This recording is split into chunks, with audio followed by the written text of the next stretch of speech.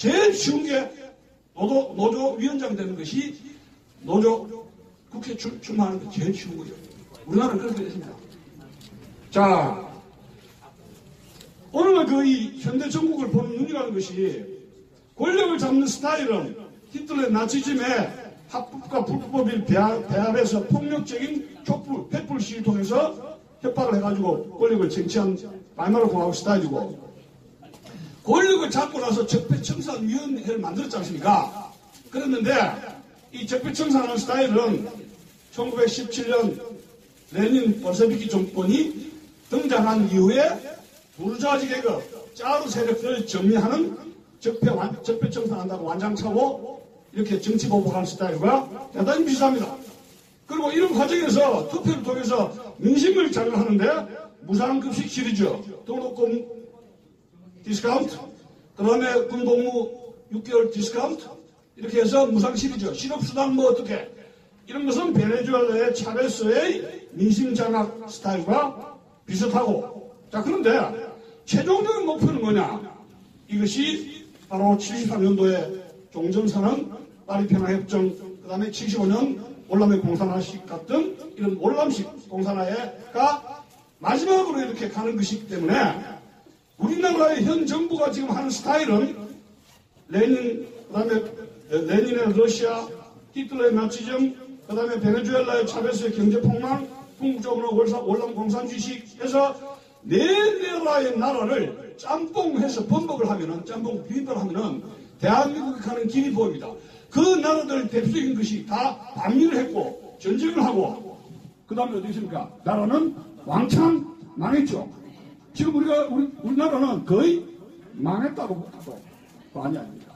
지금 김정은이가 이 문재인 정권이 제일 두려워하는 세력이 여기 계신 분들입니다. 바로 애국당원 동지들이고 국민들의 태극기 집회를 제일 무서워하고 있습니다. 자, 그래서 제가 지난주에 부산에 갔다 왔는데 부산과 경남과 대구라든가 경북에서 얼마나 태극기 세력들, 애국당 세력들이 분노해서 나라를 구하겠다고 일어나느냐 안 나느냐에 따라서 앞으로 2년 동안 대한민국의 미래가 저는 결판난다고 봅니다. 그래서 우리가 근데 정년퇴임하고 나서 한 번도 그 약속을 지키지를 못하고 있어요. 작년부터 하늘 비신가도 싶고, 어쨌든 제가 정년퇴임하고 난 뒤에 할 일이 없는 백수가 됐는데 저한테 이런 일거리를 주신 대한애국당과 우리 조은희 대변인에게 감사를 드립니다. 오늘 제 강의는 부산에서 했던 것인데, 저희 지금 제일 문제가 지금 주사파입니다. 이 주사파가 자유민주 체제에서 어떻게 이렇게 등장을 해서 활개를 피고 권력을 잡았는가, 이런 점에 대해서 제가 말씀을 한 3, 40분 드리겠습니다. 그래서 오늘 제목이 주사파 정권의 등장과 자유민주 체제 위기라는 제목으로 말씀을 드리겠습니다. 잘 아시다시피 지금 우리나라 헌법은 건국 70년에 헌법을 9번 개정을 했습니다. 그런데 외국에는 헌법 전문을 잘 고치지 않습니다. 그 법조, 1조, 1조 이런 거 고치고 부분적으로 하는데 헌법 전문을 이렇게 자꾸 고치는데 구차 헌법이 87체제 구차 헌법이 일어났는데 편하게 살자고 제가 그런 약속을 했습니다. 근데 정년퇴임하고 나서 한 번도 그 약속을 지키지 못하고 있어요. 작년부터 하늘 비신가도 싶고, 어쨌든 제가 정년퇴임하고 난 뒤에 할 일이 없는 백수가 됐는데 저한테 이런 일거리를 주신 대한애국당과 우리 조은희 대변인에게 감사를 드립니다.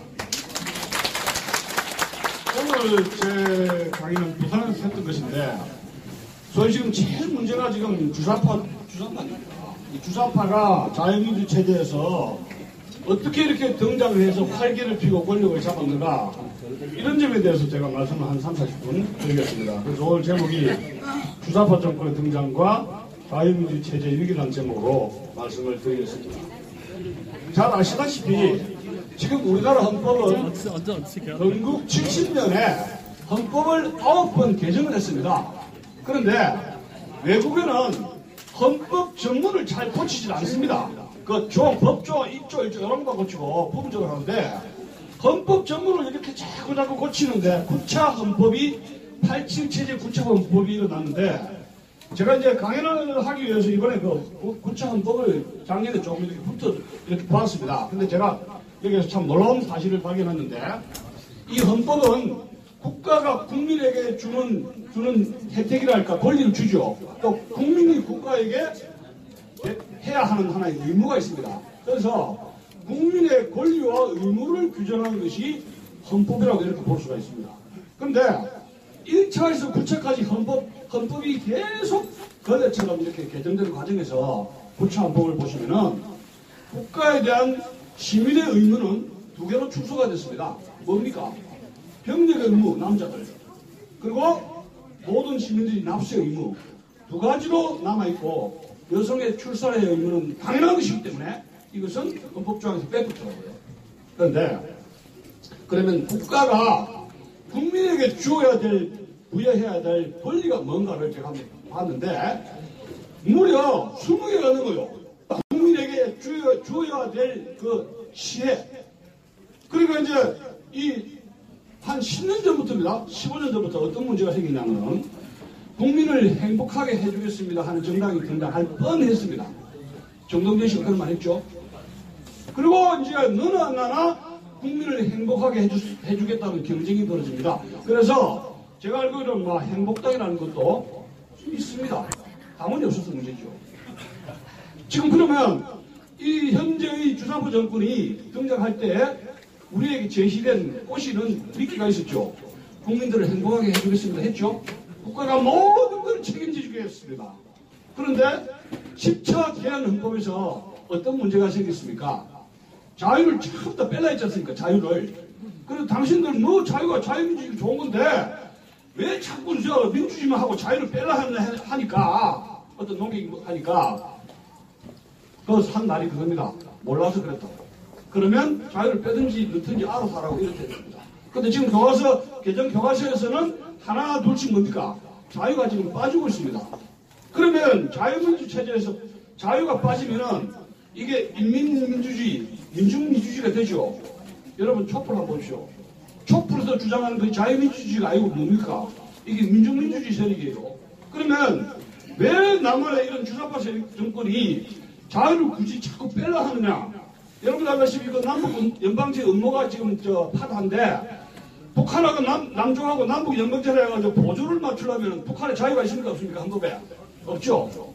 같이 보조를 맞춰야죠. 춤을 출 거 아닙니까? 지금 세상이 이런 식으로 되고 있습니다. 헌재에서 지난번에 이 통진당을 해산시킨 것이 그 국자정당, 자유민주 체제에서 제일 위험한 것은 국자정당과 극우정당을 헌법의 위반으로 해가지고 이제 제소시키면 해산시킬 권한을 가지고 있는 게 헌법재판소인데 이석기 통진당을 위헌 판결할 이유는 자유민주적 기본 질서를 위배되기 때문에 해산시켰습니다. 그렇죠? 그런데 이 자유민주적 기본 질서를 위배한다는 것은 이런 자유주의와 자유주의와 민주주의가 결합된 상태로 있기 때문에 지금 대한민국이 잘 유지가 되고 있습니다. 지금 200년 동안의 세계사에서 민주주의가 여러 세력과 결합을 했습니다. 자유주의 세력, 민중주의 세력, 다른 무슨 공산주의 세력, 사회주의 세력하고 결합을 해가지고 테스트를 했는데 이 민주주의는 자유주의와 결합한 세력, 즉 자유민주주의 체제로 가장 선진국이 되고 잘 살고 행복한 나라로 했다는 것이 우리 200년 동안의 결과물입니다. 그래서 미국, 영국, 카나다, 일본, 독일 이런 나라들이 프랑스, 이탈리아 이런 나라들이 그리스 이런 나라들이 스페인 자유민주주의 체제입니다. 그러면 다른 나라에서 자유민주주의 체제가 잘 나가는 나라가 있고 이것이 스페인이라든가 이탈리아라든가 그리스라든가 또는 무슨 베네수엘라, 브라질 이런 나라들 국가를 계속 잘 유지해 나가다가 뱅크락 위기에 빠진 나라가 있죠. 자, 베네수엘라 같은 나라는 국가가 경제적인 파타이됩니다. 그런데 브라질이라든가 미국이 그 나라를 접수할 이유는 없죠. 그냥 좀 같이 배고프게 살면 돼요. 남의 나라의 노예가 되지는 않습니다. 베네수엘라 사람이 아무리 못 보고도 라면 먹으면 됩니다. 그렇잖아요. 그러면 분단된 나라들, 이스라엘이라든가 옛날 성경에 나오는 유다 왕국과 이스라엘 왕국이라든가 동독과 서독처럼 한국과 남조선, 북조선 이렇게 분단된 나라에서 뱅크가 되고 안보가 뚫리면 어떻게 됩니까? 남의 나라의 노예가 된다는 사실입니다. 지금 북한의 김정은 공산 독재 세습 정권은 지금 2,500만의 인민들을 노예 상태로 하고 있죠. 그런데 여기에다가 핵을 만들었습니다. 이 핵은 미국을 협박을 해서 종전선언 평화협정 미국을 쫓아내고 남한을 그 핵을 무기로 해가지고 협상을 1차, 2차 하지 않습니까? 또 트럼프를 만나지 않습니까? 그 협상을 통해서 유엔사라든가 이 미군을 무력화시키면서 미군을 한반도에서 내쫓으면 자기들 생각입니다. 여기 있는 국군은 미군이 없으면 한 방에 끝난다고 보고 있어요. 지금 저 전방에서 국군들은 뭘 먹고 있습니까? 매일 토요일 우리는 집회를 합니다. 그런데 저 전방 GP라든가 지뢰가 없고 경인선이 지금 뚫린 저 전방의 국군들은 지금 토요일이면은 밖에 휴가 나갈 수 있고 핸드폰도 갖고 있고 노래방도 있고 거기 피자 파티를 하고 있습니다. 문재인이라는 사람이 거기 가서 토요일날은 피자 맛있게 먹으라 훈련할 필요도 없다.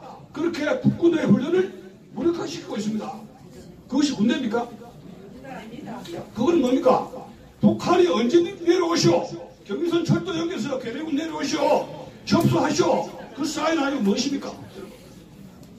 그러면 이런 세력들이 어떻게 권력을 잡느냐 이런 생각을 하게 되는데 여러분 1930년대 20년 30년대에 독일의 바이마르 공화국이 등장하면서 세계에서 가장 인권과 자유와 민주와 이런 것이 보장된 개인의 행복을 보장할 수 있는 헌법을 만들겠다고 만든 것이 바이마르 공화국의 헌법입니다.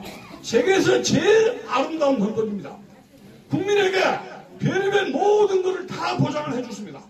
그래서 이 바이마르 공화국은 극자인 독일 공산당은 처리했습니다. 스파르타쿠스 군단이라 그래요. 룩셈부르크라는 이 폴란드 여자가 이 공산당이었는데 그걸 처리했는데 극우 정당이던 히틀러의 나치스트 이 나치스트 정당을 과감하게 처리를 못하고 이 히틀러의 나치스트들이 나중에 바이마르 공화국을 협박을 한 게 야밤에 횃불 알죠? 지금 헌법재판도 지난번에 협박을 한 것이 뭐였습니까? 그 촛불을 한 거 알죠? 그 원신이 히틀러의 나치스트 당원들이 야밤에 하일 히틀러 횃불을 들고 바이마르 공화국의 헌법재판소를 공안을 협박을 해서 바이마르 공화국이 히틀러의 그 협박에 폭력에 길거리 폭력에 정권을 그냥 내주고 말았습니다. 그래서 이 촛불의 기원은 30년대에 바이마르 공화국이 무너지는 나치스의 횃불 그게 모방을 했다는 겁니다. 자 어쨌든 간에 이 9차 헌법은 어떤 문제냐 하면은 국가가 국민에게 줄 권리가 20개가 넘어요. 그걸 알다시피 여러분들이 우리나라 헌법 중에서 제일 많이 법률로서 헌법으로 보장된 것이 노조원들입니다. 그래서 대한민국이 노조공화국 된 거 아시죠? 지금 민노총요, 청와대보다 더 힘센 게 민노총이에요. 그리고 제가 알기로는 여러분 저 자유한국당 국회의원들, 비례대표선지 국회의원들 보면은 14명 이상이 노조위원장 출신입니다. 더불당 더 합치면 20명이 넘어요. 그러면 노조를 왜 하느냐?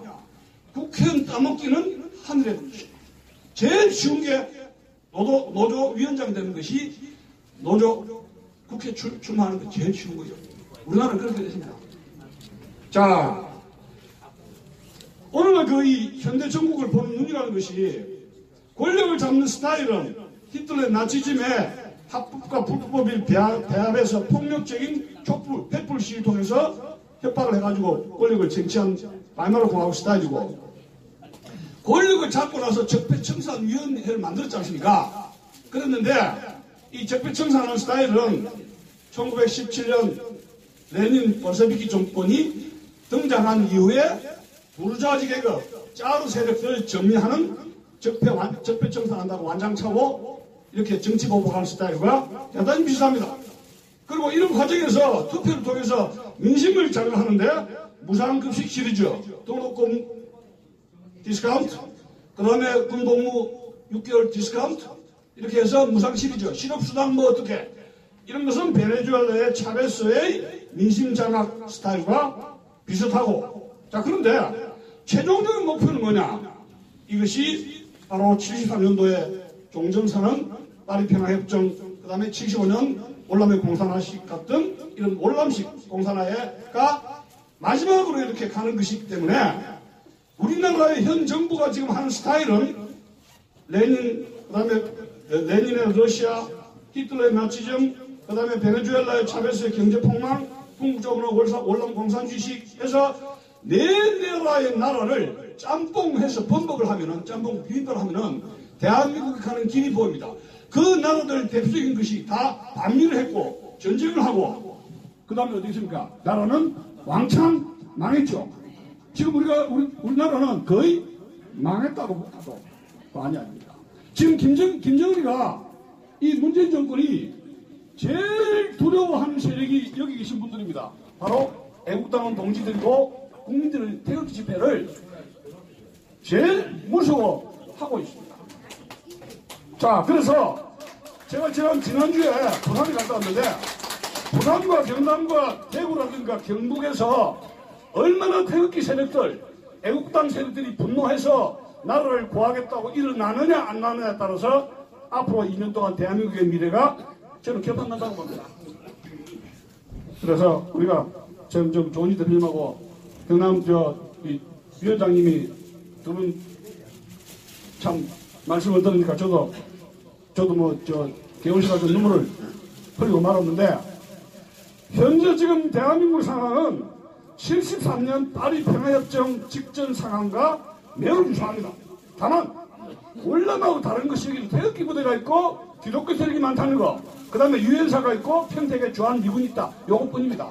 근데 만약에 하노이에 가서 트럼프가 실수를 해가지고 종전선언이 뭐 떡 준다 하면서 종전선언이 무슨 파리 협정이 되니까 평화협정에다 득크덕 사고를 치면은 유엔사라든가 평택의 주한 미군들은 할 일이 없어지는 거 알죠? 적이 없으면 미군 나가야 돼요. 왜 거기 있습니까? 지난번에 보니까 청와대 광화문거 가보니까 주한미군 철수하라, 이 데모가 시작되고 있습니다. 이 87 체제의 명함에 대해서는 제가 간단하게 말씀드린다면, 오늘날 주사파 정권의 시대를 역사학자들은 포스트 87 체제라고 합니다. 야, 이거 조금 그런데 1987년 6월 항쟁으로부터 5년 단임을 해서 민주화 열풍을 해서 6명의 대통령이 있었죠. 그래서 5 꼬박 6 하면 30년 하니까 박근혜 대통령이 권좌에서 물러날 때를, 그 시대를 87 체제라 그래요. 30년 그런 대로 잘 갔습니다. 그런데 그 민주화 열풍 속에서 독보석처럼 등장하는 것이 주사파라는 겁니다. 야, 여러분, 사람이 암에 걸리면 그 암세포하고 살 수가 있어요, 없어요? 백혈구가 암세포를 죽이든가, 그 암세포가 이 진체를 갉아먹어서 사람이 사망하든가, 둘 중에 하나입니다. 우리는 암세포와 같이 살 수가 없어요. 그러면 이 주체사상파라는 게 하나의 정치세력이 뭐냐? 대한민국을 갉아먹는 암세포라고 하는 겁니다. 지금 암 3기입니다. 1번 타자 김대중, 2번 타자 노무현, 3번 타자 문재인. 그러면 지금 3번 타자가 지금 3루타를 쳐가지고 3루에가 있습니다. 3루에. 2번 타자 노무현 타자는 내가 모든 걸 안고 가겠다고 번트해가 자기가 죽었지 않습니까? 그래서 좌익을 2번 타로 스위치 번트로 2번 보냈습니다. 그러면서 이게 3루타를 쳐버렸는데, 4번 타자 홈스틸 하면은 뭐예요? 네 번째 주사파 정권이 들어선 뭐예요? 대한민국 공사라는 끝 고개 나무가 연방됩니다. 지금 점수가 1점 들어가려 말라 하고 지금 공짜로 홈스틸 직전이라 이런 이야기예요. 홈스틸. 예? 번트를 통해서 이런 거지. 네. 그러면 이걸 지금 어떻게 할 것이냐, 이런 문제인데, 이 주사파라는 것이 황장엽 선생이 우리나라에 오면서 이런 말을 했습니다. 이 북한은 공산주의가 아니다. 가짜다. 이게 북한식 이게 짝퉁이라는 것인데 공산주의를 하려면 제대로 해야 되는데 세습을 하고 독재를 했지 않습니까? 그래서 마르크스 레닌식의 진짜 독재가 아니다. 마르크스 레닌식의 하려면 진짜 해야 되는데 이게 가짜다 이런 식이에요. 그러다 보니까 언론에서 북한은 공산주의가 짝퉁이라는 것이 아니다 이렇게 돼버린 거예요. 그 중국도 뭡니까? 옛날에 제가 볼 때는 중국 공산당 일단 독재하시오. 그러면서 우리나라가 교류를 하면서 중공이 중국화되고 북한 공산 정권이 어떻게 됩니까? 그냥 공산 독재라 그럽니다. 그러면 공산 독재하고 전두환, 박정희, 이승만 독재하고 다른 게 없이 그냥 무타기가 돼버린 겁니다. 무타기가. 그러면서 국민들이 뭐예요? 남쪽에도 군사 독재가 있고 북한에도 독재가 있고 이게 뭐냐 이래요. 근데 주체사상파는 이게 지금 목적이 뭐냐면은 목적이 김일성 3대 세습 독재를 북한에서 유지하고 강화하고 미화하고 북한 주민들을 노예화시키는 것이 주체사상 아닙니까? 그런데 이것을 더 나아가서 남한까지 확대해서 남한 공산화를 위한 맞춤형 공산주의 이론입니다. 그러면 엄밀하게 말해서 주체사상이라는 것은 말하자면 그걸 신봉한다면은 막말로 만다면 공산주의자라고 봐야 됩니다. 이 주체사상. 그냥 북한식 공산주의자니까. 그런데 제가 알고 있기로는 임종석입니까? 제가 여러분 기억날 겁니다. MBC를 어떤 때 딱 들어봤는데 임종석이가 전대협 하다가 의장하다가 튀었지 않습니까? 근데 방송이 나왔습니다. 계속 어디를 도망가고 있습니다. 어디로 도망가고 있는데 시황방송 하는데 언론에서 등장한 임종석은 민주화 영웅이에요. 제가 그걸 보고 날짜는 모르겠습니다. 80 몇 년인가 90년 초인데 이거 언론 큰일 났구나. 저 대목군을 전대협 의장을 영웅으로 언론이 만드는데 이 나라가 이제 앞으로 어떻게 될 것인가 그때 고민한 것이 30년 전 이야기예요. 벌써. 그때 이미 언론이 뭐예요? 물들은 거예요. 자, 주체 사상에서 여러 가지 그 사상에서는 여러 가지 키워드가 있는데 주체 사상의 특징은 계급적 인간관을 설정하는 겁니다. 이 계급적 인간관은 자유민주 체제에서 부르주아지 대기업들이 노동자 농민을 착취한다. 그래 그들을 공격해야 된다. 싸워야 된다. 이런 계급적 인간관, 계급 투쟁을 강조하는 것이죠. 그리고 사람이 주인이라는 것을 역사에 적용해서 인민 대중이 주체라는 개념을 만든 건 그건 좋습니다. 그런데 여기서 계급 투쟁을 유도하고 이 대중들은 숫자가 많기 때문에 결정을 할 때 주저주저합니다.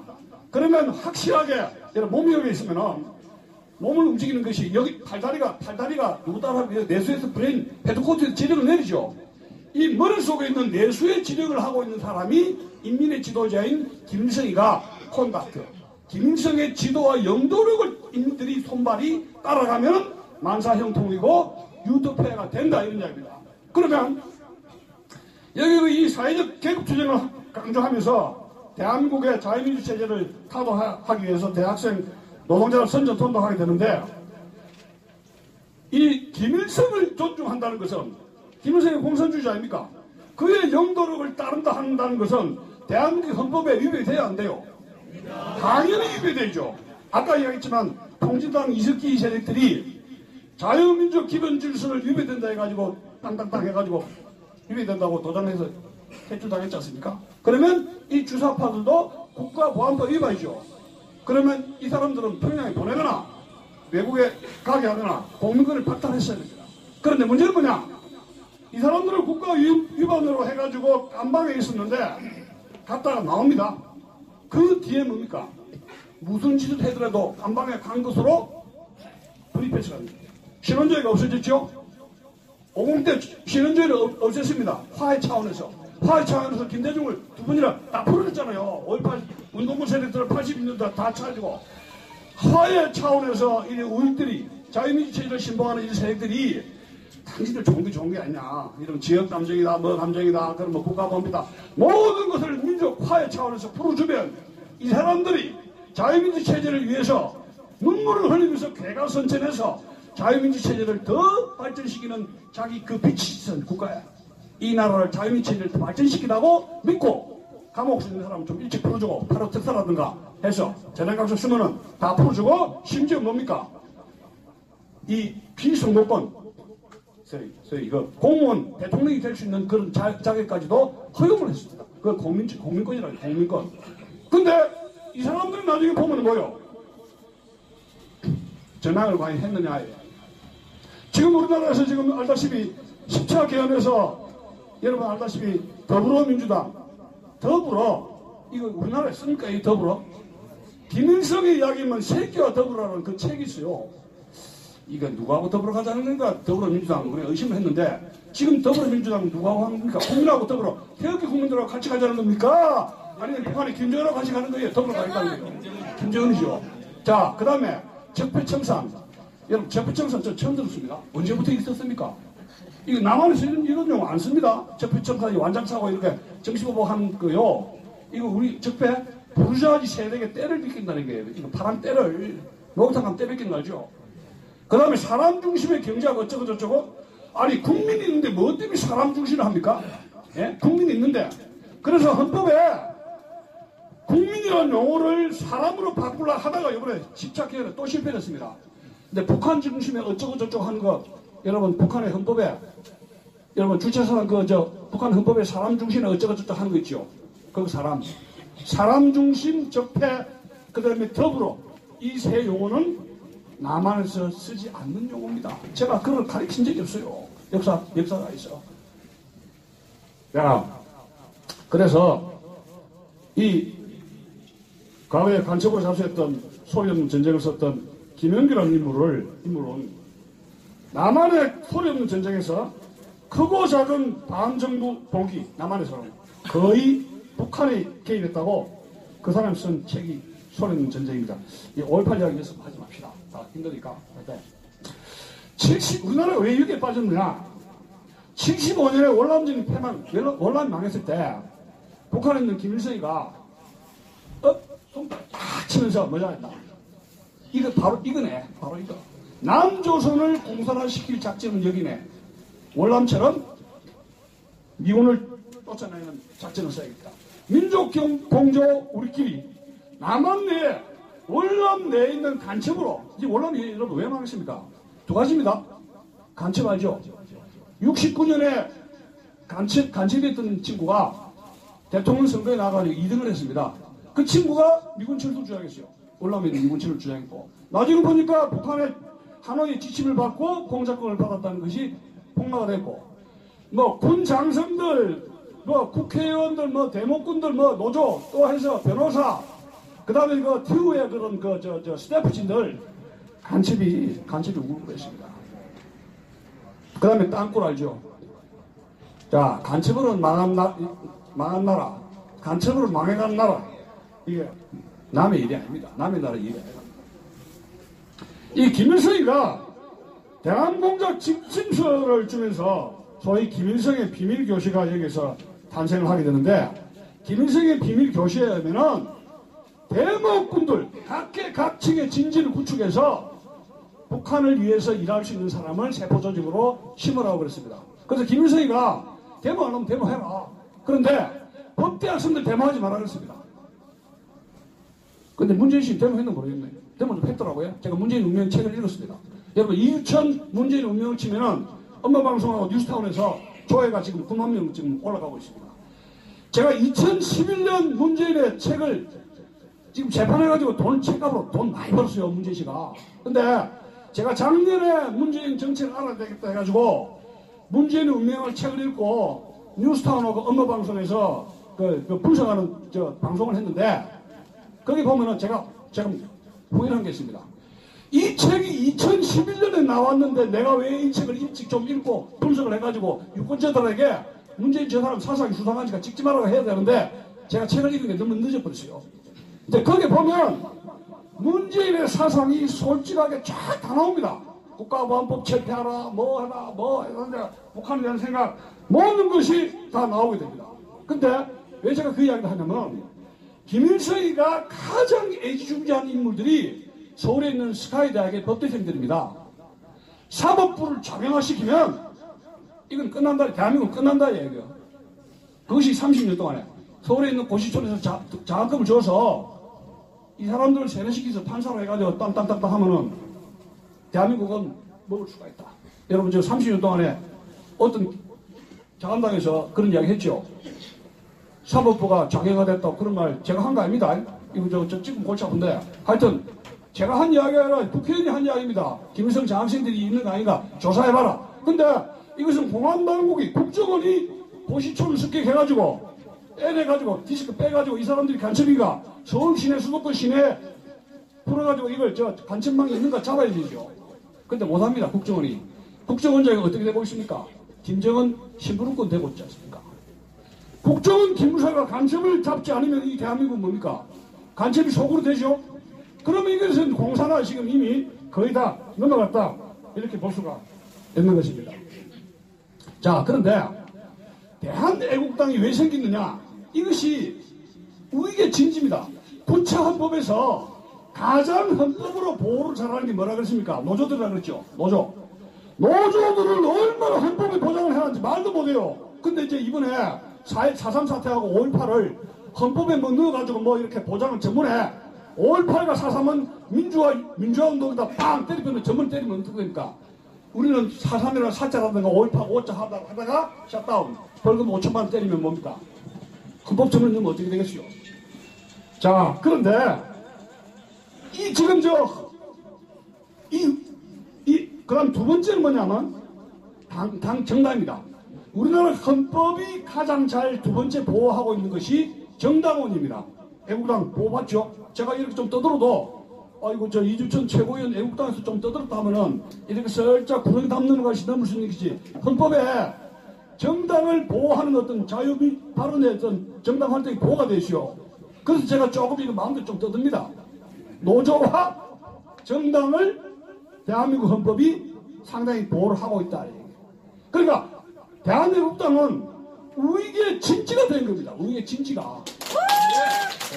자한당이 우익의 진지입니다, 여러분. 좀 안 됐는데 우익의 진지 역할을 못하고 있지 않습니까? 그런데 제가 왜 이야기를 하냐면은 87 체제 80년대에 이 스카이 대학에 주사파들이 우글우글 했죠. 우글우글. 뭐 아무것도 주사파고 하는데 80년대 저 운동부들이 이 386이 486 지금 586 아닙니까? 지금 나이로 문재인 정권 지지한 세력 중에서 제일 골 때리는 나이가 나이 40에서 55 그 15년 차들이 문재인을 골 때리기 지지해서 정권을 지금 준 거 아닙니까? 그죠? 그런데 이 사람들이 어떻게 주사파들이 어떻게 우리나라에서 헌법 정신이 위배되는데 살아남았는가? 언론이 민주화 운동을 해가지고 카바를 해주죠. 그 다음에 또 대중들입니다. 대중들에게 용어 전술입니다. 김일성 교시에서 비밀 교시에서 이런 말을 합니다. 남한 자익들에게 지침서를 내립니다. 용어 전술로 써라. 아름다운 용어로 써라. 아름다운 용어로 써라 보니까 어제 아름다운 가게라는 게 또 생각납니다. 나는 아름다운 뭐 재단도 있고 하는데 우리가 아름다운 가게, 아름다운 재단 생각하면 저 사람은 참 아름답고 좋은 사람이라고 생각할 수밖에 없지 않습니까? 그런데 자 이것이 바로 용어 전술입니다. 두 번째 김일성은 역사 전쟁을 지침서로 내립니다. 남한에 있는 자들에게 역사 전쟁을 일으켜라. 어떻게? 4.3을 뒤집고 여순산 사건을 뒤집고 5.18을 뒤집고 그 다음에 이승만 박정희를 전두환을 독재자로 해가지고 이 흔적을 기록을 지워버려야 해요. 그러면 87 체제 이전에 권력자 전두환 그 다음에 박정희 그 다음에 이승만 건국의 이승만 산업화의 박정희 그 다음에 5.18 문제를 해가지고 사회를 안정시킨 88 올림픽이 이끌었던 전두환 이 세 사람을 뭐요? 이거는 이 사람은 죽여버려야 돼. 역사에서 완전히 죽여버려야 된다 이야기요. 지금 전두환을 죽이려고 많이 이런 하고 있지 않습니까? 그러면 이 역사 전쟁에서 좌익이 승리하면 자연히 북한에 있는 김일성이가 뭐요? 민족 해방의 우두머리가 되고 북한이 남쪽보다도 정통성이 있고 그죠? 남한 대한민국의 70년 동안의 건국과 산업화의 이 공로가 뭐요? 무참하게 무너지는 것이죠. 그것을 교과서에 써라야 해요. 누굴 통해서? 알죠? 정비조라든가 이런 교과서를 써서 젊은 세대에게 부추기면 합법적으로 북한을 찬양하는 인물들이 등장하게 된다. 자, 그러면 이런 80년대 그 주사파들이 거의 진지를 만들게 되는데, 여러분도 알다시피 웰막골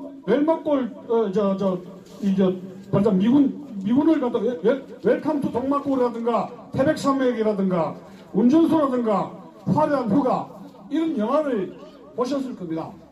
그 영화를 보면은 경찰과 군대는 나쁘죠. 미군이 나쁩니다. 그러면 권력을 잡았던 사람들, 경찰, 군대, 이거 죽일 놈들이에요. 인민을 학살했으니까. 그런 것이 하나의 문화의 헤게모니론인데, 문화를 통해서 공산주의자가, 사회주의자가 아주 아름다운 세력이다. 뭐 아름다운 과거도 있고 뭐 여러 가지 용어 좋은 거 많지 않습니까?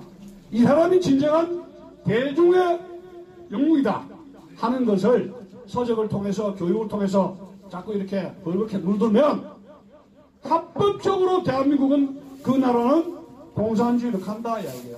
5.18, 4.19처럼 그거 싸우지 마라. 화염병 던질 필요 없죠. 그래서 지금 우리나라는 그 70년 동안에 이런 문화를 좌익들이 잡고 진지해서 문화 권력을 장악한 가운데서, 제가 이번에 투표를 했습니다만은 20대 30대 찍은 거 보니까 문재인 씨가 사상적으로 문제가 됐었습니다. 고영주 변호사가 문제를 걸었지 않습니까? 저 사람이 청와대 가면은 공산화 된다고 했지 않습니까? 근데 젊은 사람들은 그게 아니에요. 아이, 저 사람이 공산주의자 아니냐, 이건 아무 나하고는 상관없네 하고. 나를 행복하게 해주는 사람이면 군대 육가를 안 버리지 않습니까? 나를 행복하게 해주고 무상이나 뭐 주면은 그거는 내하고 관계없으니까 나는 그걸 찍는다 이게. 내 주식 올려주고 강남에 아파트 올려주는 그런 사람이면 나는 any politician 찍겠다. 그거 뭐요? 문화 권력이 방백 넘어진 것이죠. 자, 몸에 암세포가 들어왔습니다. 암세포가 들어오면 여기에 누가 먹어야 됩니까? 백혈구가 먹어야 되죠. 근데 백혈구를 강화시키는 게 바로 이 문화요. 왜 우리나라가 지금까지 버팁니까? 6.25 전쟁으로 해가지고 반공의익 세력이 형성된 것이죠. 그런데 이것이 60년, 70년 지나면서 이 반공의익 세력이 점점 여러분 계신 것처럼 힘이 빠지면서 힘이 약화되니까 백혈구가 이런 암세포를 잡아먹지 못하지 않습니까? 젊은 세대가 백혈구로서 자원을 해가지고 자연민주 체제를 지켜야 되는데, 백혈구가 없는 몸은 뭐예요? 이건 암세포가 언제든지 설치될 수밖에 없는 것이죠. 그래서 여기서 말하는 그 백혈구라는 것은 반공 이야기는, 반공 이데올로기를 이야기하는 거예요. 반공 노선과 자유민주 체제는 동전의 앞면과 뒷면입니다. 반면으로 또 반공 노선이 이런 그 헌법 소원청이 없어졌기 때문에 무너진다 이래요. 근데 우리가 자한당이라든 어떤 우리 농객들 세미나 할 때 가보면은 반공 이야기는 하지 마라 그럽니다. 수국 꼴통이니까. 그러면 반공 노선이라든가 강력한 이런 좌익 세력에 대한 사상, 이런 이데올로기가 없으면은 자유민주주의 세력은 그 주사파든지 통진당이든지 이런 세력에 의해서 대중들에게 스며가기 때문에 어떻게 됩니까? 암세포가 몸을 갉아먹듯이 결국은 그 체제는 무너지게 된다는 사실입니다. 지금 우리나라가 거의 암 3기에 들어와 있습니다. 암 3기는 의사가 배를 위장을 쬐는데 암세포가 퍼져 있으면은 이 이거 수술 됩니까? 안 됩니까? 우리는 수술하기 어렵습니다. 그러면 이 수술은 어떻게 하느냐? 태극기에 의한 혁명 수술을 해가지고 여러 마취를 해가 전신 마취해가지고 여기저기 푹푹푹 째가지고 머릿속 이런 거 해가지고 칼 집도로 해가지고 몸에 있는 암세포 주사파든지 통진당 세력인지 다 이걸 긁어내야 됩니다. 단실래요? 그게 뭡니까? 태극기 부대의 국민혁명, 정치혁명, 선거혁명이 바로 그거예요. 우리처럼 혁명을 하는 것이지 여기서 노래 부르기 위해서 여기 모인 거 아니지 않습니까? 그 1단계 혁명이 언제까지입니까? 2020년 4월 1단계 혁명 이거 들어가야 됩니다. 우리가 혁명을 성공하면 대한민국 살고 혁명에 실패하면 우리는 낙동강이라든가 낙동강에서 죽어야 됩니다. 왜? 지금 여기 그 아들 딸들 저도 뭐 아들 저 자식이 있으면 지금 장가도 못 가고 지금 공부하고 있습니다. 근데 추석이라든가 구정 때 오면은 아버지 눈만 봅니다. 자기 자신이 이놈이 이 사람 찍지 말았는데 어떤 사람 엉뚱한 놈 찍었단 말이에요. 근데 지금은 이제 뭔가 알아. 주사파가 뭔지 아는데 우리 젊은 세대가 주사파가 뭔지 몰라요. 뭐가 뭔지, 팔찌 체제가 뭔지 아무것도 모르는데, 이 어린아이들 시집도 못 가고 장가도 못 가고, 그 다음에 이 나라가 완전히 지금 내일 모레 지금 이제 차베스 정권 베네수엘라처럼 망할 판인데, 이 망한 나라 이 우리 자식에게 넘겨줘야 됩니까? 우리 내일 10년 20년 사는데, 우리가 이 대한민국의 모든 암세포든지 독버섯인지 주사파든지 모든 문제를 안고 가야 되는 거 아닙니까, 여러분? 왜 자식들한테 이 고통을 넘기려고 합니까? 우리 그렇다면 우리 조 대표님과 이 대한애국당이 철저하게 이 애국당의 그 진지를 구축해서 이 진지가 국민들에게 사랑을 받는, 우리끼리 사랑은 좋죠, 연대를. 우리끼리 사랑은 이제 이 정도면 족합니다. 이 정도면 떼주고, 우리의 더불어는 국민과 더불어 국민들의 아픔이 뭔가요? 아픔이. 예? 우리 박근혜 대통령 감옥 쓰시니까 아쉽죠? 그 인식과 이 국민들이 지금 문재인 정부 속에서 각 직장이라든가 이 얼마나 각 세대별로 고통이 있는가, 이것을 그 대중성을 가려면 동정심으로 같이 행복과 고통을 같이 나누는 식으로, 이거 쇼가 아니라 진정성을 가지고 같이 손잡고 더불어 가야 국민정당으로 성공할 수가 있다. 그래서 저는 이번에 우리가 박근혜 대통령을 구출하는 것 하고 국민의 고통과 더불어 간다는 거, 이것이 뭐예요? 하모니가 이루어져야 된다. 여기 있는 분들은 서로 막 좋아서 죽지 않습니까?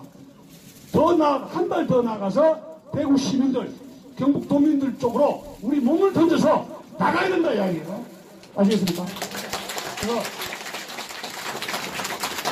그래서 이제 제가 이걸 이제 결론적으로 마쳐야 되는데, 1917년에 이 볼셰비키 혁명 당시에 러시아 총 인구의 4%가 공산주의였다는 거죠. 4%가. 지금 우리나라 여러분 극자 자익 인구가 4% 몇 40%입니까? 몇 %입니까? 인구 비례로 보면 우리나라는 자경화가 완성됐습니다. 안토니오 그람시는 진지로운 헤게모니를 통해서 민주주의 국가 제3세계가 평화적이고 합법적인 방법으로 공산주의 국가가 될 수 있는 방향 전략 전술을 제시했어요. 80년대 주사파들이 5.18에서 실패하자 굉장히 연구를 많이 했는데, 고려대학교 정치학 교수가 그람시의 이론을 딱 보고 국제정책 학부에 내니까 그걸 보고 우리가 살아갈 길은 그람시 이론이다 해서 철저하게 진지론, 문화권력 헤게모니 이론을 연구를 하고, 그 연구의 토대에 의해서 30년 동안의 자유민주 체제에서 이렇게 투쟁을 했고 또 권력을 확보를 했다는 사실입니다. 제가 태극기 부대 어떤 분을 좀 만났는데 1년 이내 하다가 지쳐서 죽겠다 그래요. 그래서 제가 그랬습니다. 우리 태극기 부대에서 자기 사상 문제로 자유민주주의 체제를 지키겠다고 해가지고 감옥에 가서 완장을 차거나 구속돼가지고 누가 당신들 죽은 사람이 있나. 좌익들은, 주사파들은 30년 동안에 깜방에서 고생한 것이 엄청나다. 거기에 비하면 우리가 2년 동안 태극기를 든 것은 그 고통에 비하면은 약하지 않습니까? 그 조그만 세력들이, 그 주도 세력은 5,000명도 안 돼요. 주사파들, 보수 주사파들은. 다만 문제가 훈련을 철저하게 하고 있고 똘똘 묵힌 연대고, 대중 선동, 대중에 들어가서 이런 뉴스라든가 언론을 장악해서 대중을 이렇게 속이는 이런 기술, 메커니즘, 두루키기 있듯이 그런 기술을 30년 동안에 해먹고 써먹어서 권력을 잡았다는 겁니다. 여러분, 히틀러 밑에 게벨스가 무슨 말을 하냐면은, 민중은 어리석기 때문에 한 번 말하지만 거짓말은 10번, 20번, 100번 하면 넘어간다고 그랬습니다. 여러분, 제주시 사태 알죠? 박근혜 대통령 제 있다고 해요. 언론이 일주일 동안에 융단 폭격을 하니까 자한당에 있는 국회의원들 62명이 박근혜 대통령 문제가 많네 하면서 탈당해가지고 탄핵에 도장을 찍은 거 아닙니까? 이만큼 대중들의 언론 선전선동이 무섭다 하는 점입니다. 그래서 저는 이런 생각을 하는데, 만약에 우리 나중에 태극기 부대가 정치혁명, 국민혁명, 선거혁명을 통해서 요행이 김정은이가 죽을 수도 있습니다. 지금 좀 몸이 돼지처럼 돼가지고 비식비식하죠. 그리고 막 싱가포르로 가려만 하면 굉장히 사람이 바빠요. 스트레스 받고 하면은 몸이 움직이기 싫으면 지가 이리 가봐야 그래서 뭐가 될지 몰라요. 올해 지금 어제 보니까 2019년 운세가 아주 안 좋대요. 김정은이가. 또 지금 뭐 100kg 되는데 자기도 모르게 헌언을 하면 이게 고혈압이 터질 수가 있어요. 그러면 남한에서 김정은 죽으면 남한의 주사파들은 할 일이 없어집니다. 왜? 큰 분을 위해서 일하다가 원래 대장이 없어지는 일이 되지 않습니까? 그러면 이제 정권을 찾았을 때 이거 지금 잘한다 갖고 안 되지 않습니까? 지금 주사파를 정리할 수 있는 새로운 정치 세력이 태극기 부대에서 정치 신입이 나와서 정치판 물갈이 해야 되죠. 그러면서 이 주사파든지 이석기 잔당들든지 공민권을 주면 안 돼요. 금융가게를 한 권리를 줘도 외국에 같은 경우에는 피선거권을 안 줍니다. 일본, 서독, 독일 이런 나라는 땅콩 장사를 해먹고는 살아도 국회의라든가 대통령이라든가 권력을 절대 안 준다 이야기요. 한번 찍힌 사람들은.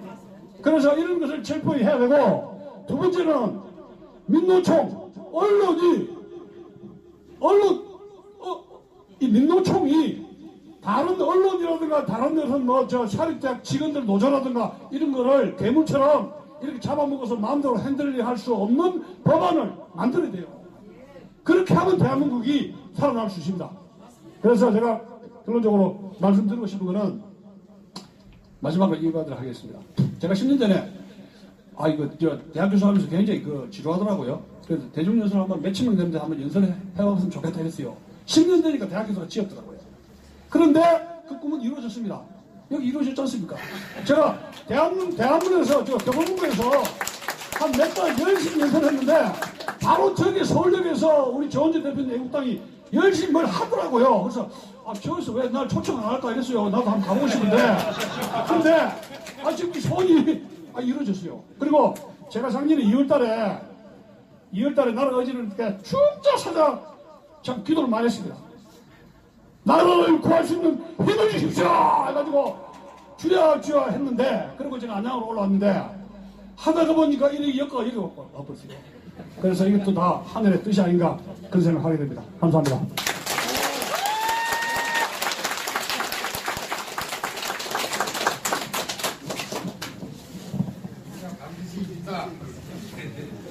다음은 박태우 사무총장님의 당부 현황 교육입니다.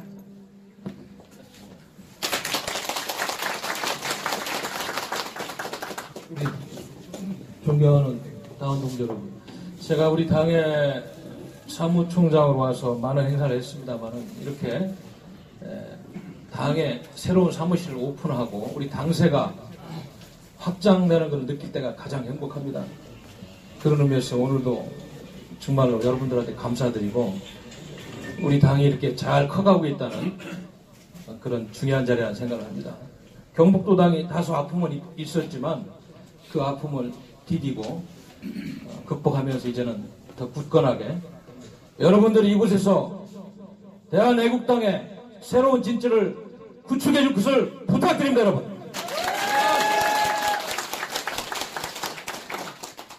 그렇습니다. 지금 대표님께서 아까 말씀도 많이 하시고 좋은 말씀 하셨습니다. 우리 대한민국이 의지할 수 있는 마지막 보루가 어디냐. 많은 지식인들도 이제 깨닫기 시작하고 있어요. 처음에는 제가 대한애국당의 사무총장으로 간다니까 반대하는 사람이 굉장히 많았습니다. 자유한국당에 같이 정치했던 과거 동료들도 반대를 많이 했어요. 그러나 지금은 박태원 너 선택 잘했다. 싸울 수 있는 데 가서 싸우고 목숨 걸고 한번 사나이답게 이 나라를 위해서 한번 헌신해봐라. 이런 목소리가 커지고 있습니다. 여러분. 그래서 우리 조원진 대표님께서 이미 2년 전부터 가시밭길을 오시고 그간의 피와 땀으로 이룩한 이 성을 더 굳건하고 더 높게 쌓아서 적들을 물리치고 반드시 우리가 원하는 진지를 털어내야 되는 역사적인 소명이 바로 여러분들에게 있습니다. 제가 지난번 대구 집회 때 동대구역 연설에서 그런 말씀 올렸습니다. 이제는 이 대구에 과거에 썩어 빠진 자한당 무리들이 쌓아놓은 그 허물허물한 벽돌들 다 헐어버리고 대한애국당의 틈실하고 깨어지지 않는 화강암 같은 벽돌을 하나하나 대한애국당의 벽을 대구에서 쌓아서 대구 경북에 똘똘 뭉쳐서 박근혜 대통령이 그 억울한 탄핵을 반드시 잘못됐다는 탄핵을 역사에 증명하고 그분을 구출하자. 그런 의미에서 대구 경북은 책임도 많고 할 일도 많고 그리고 전국에 있는 각 시도당에 모범이 되어야 된다. 이런 말씀을 드렸습니다. 여러분들 어깨가 무겁지 않습니까? 우리 당이 100230 많은 말씀을 드렸어요. 100만 당원, 20만 책임당원, 30만 집회. 또 2020-150 2020년 총선에서는 대한민국 보수의 적자의 당으로서 150명의 의석을 가진 제1당에 대해서 문재인 주사파 정권 반드시 물리치고 이 나라를 구하는 간성이 되어야 되겠다. 이런 염원을 담고 뛰고 있는 것입니다. 구호 한번 하겠습니다.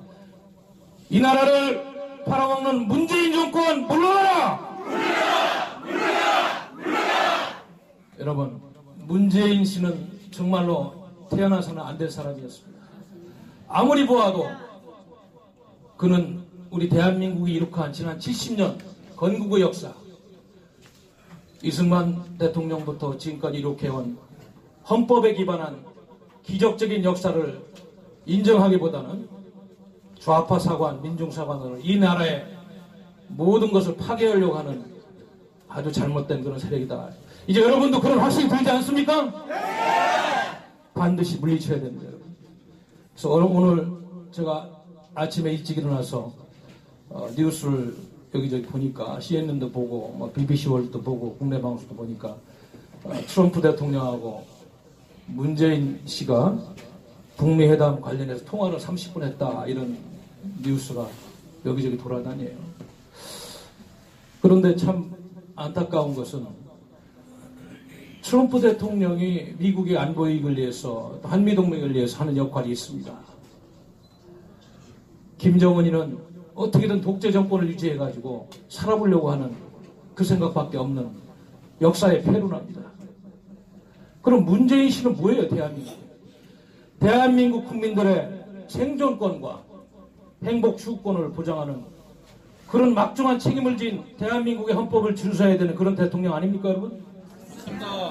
그런데 어떻게 그 독재자를 살려달라, 제재해달라, 남북의 경협에서 철도 깔아줄 테니까 도와달라, 이런 이야기만 하면서 우리 대한민국의 생존권이 걸린 북핵 문제에 대해서 구체적인 이야기를 하지 않고 있는 걸로 알고 있습니다. 이제 핵 문제는 이야기하지 않습니다.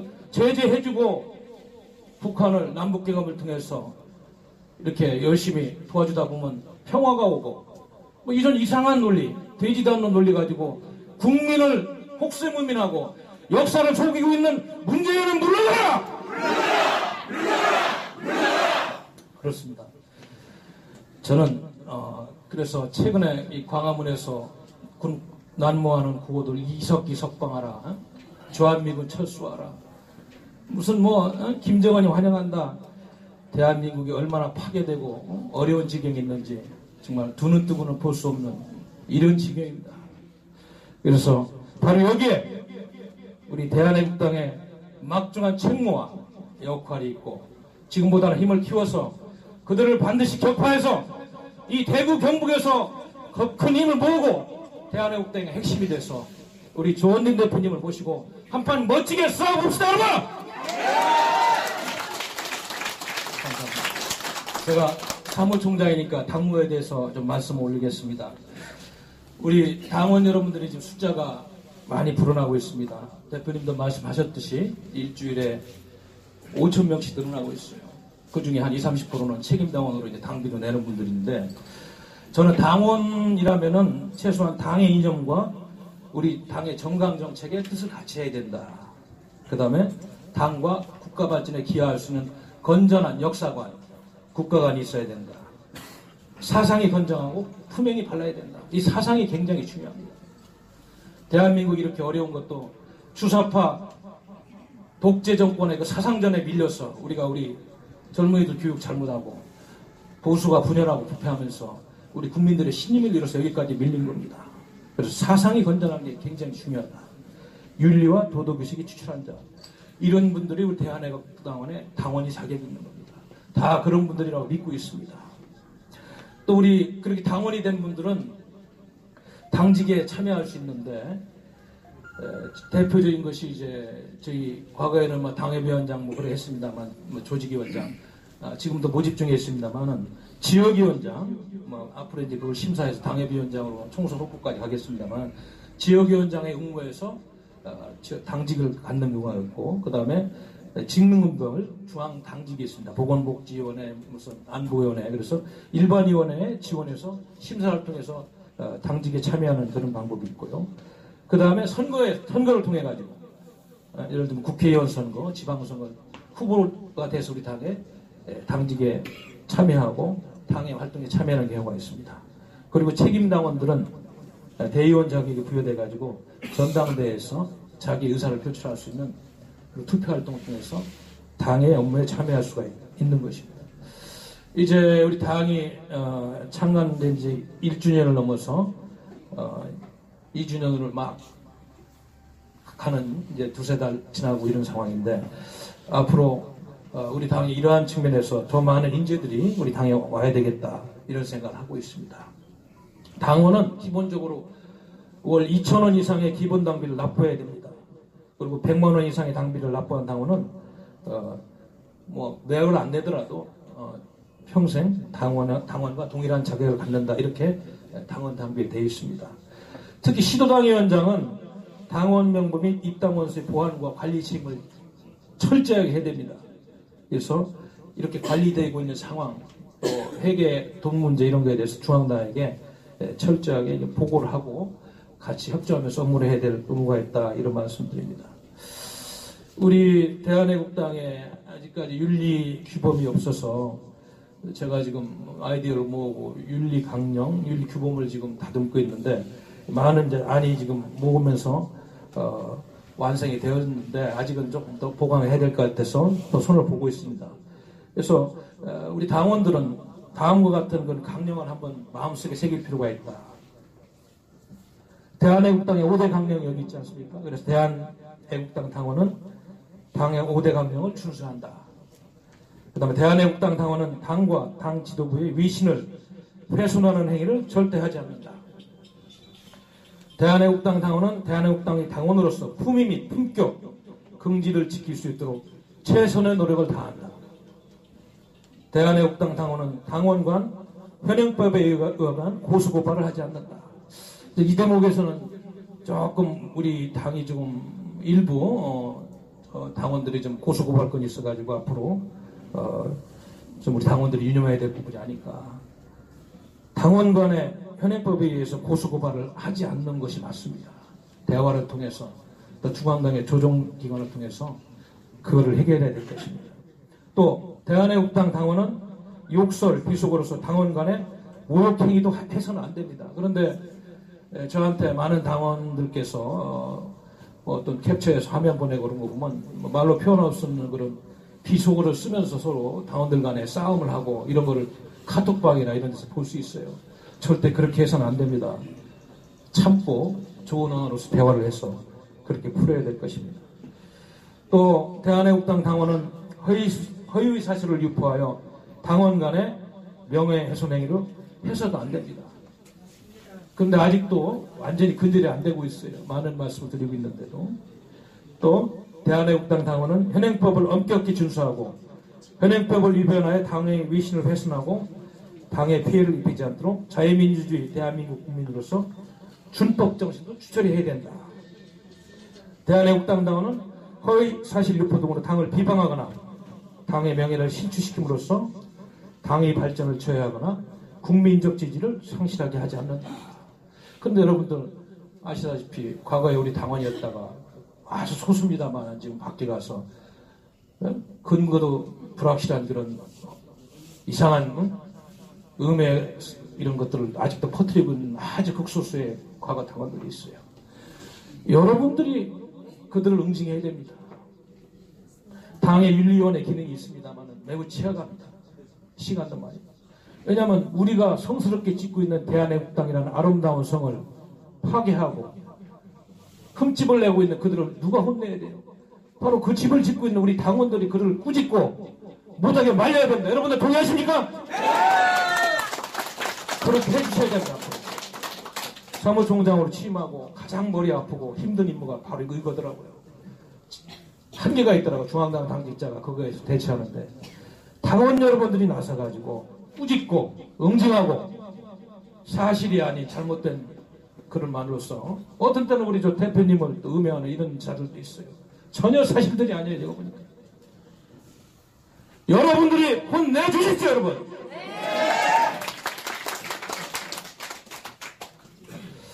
그렇습니다.